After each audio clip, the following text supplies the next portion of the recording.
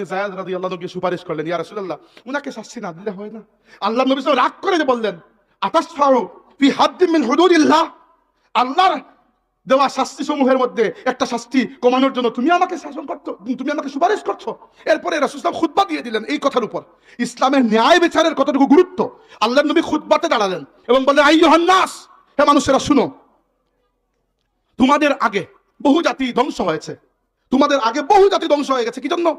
আন্নাহুম কানু ইজা সারাকা ফিহিম আশ-শরীফু, তাদের মধ্যে যখন কোনো উঁচু খানদানের মানুষ চুরি করত বা এমন কোনো অপরাধ করত, তারা তাকে ছাড় দিয়ে দিত। আর যখন কোনো দুর্বল তাদের মধ্যে, ইজা সারাকা ফিহিমুদ দাঈফু ফাআকামু আলাইহিল হাদ, তারা ওই দুর্বল ব্যক্তির উপর শাস্তি জারি করত। এজন্য আগের বহু জাতি ধ্বংস হয়ে গেছে। কি জন্য? ন্যায় বিচার না করার জন্য। এরপরে ইসলামের ন্যায় বিচারের নিশ্চয়তা আল্লাহর নবী নিজে বলেছেন। কিভাবে বলেছেন? বলেছেন, শুনে রাখো আইমুল্লাহ, শুনে রাখো, আল্লাহর কসম করে বলছি, লাউ আন্না ফাতিমাতা বিনতা মুহাম্মাদিন সারাকাত লাকাতাতু ইয়াদাহা। এই মাখজুমি গোত্রের ফাতিমার কথা কি বলছো?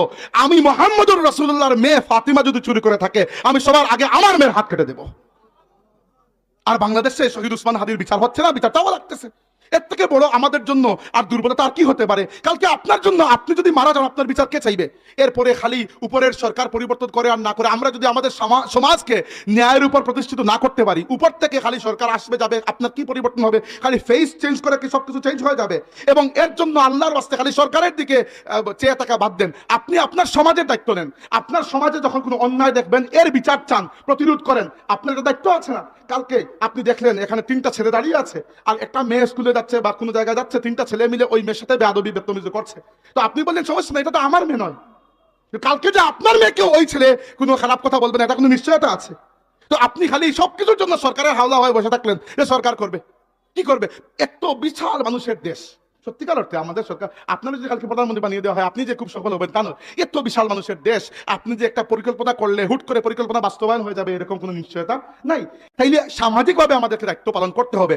আজ যদি শহীদ উসমান হাদির বিচার হয়, তাহলে কালকে অপরাধী অন্য কাউকে হিট করার আগে এই বিচার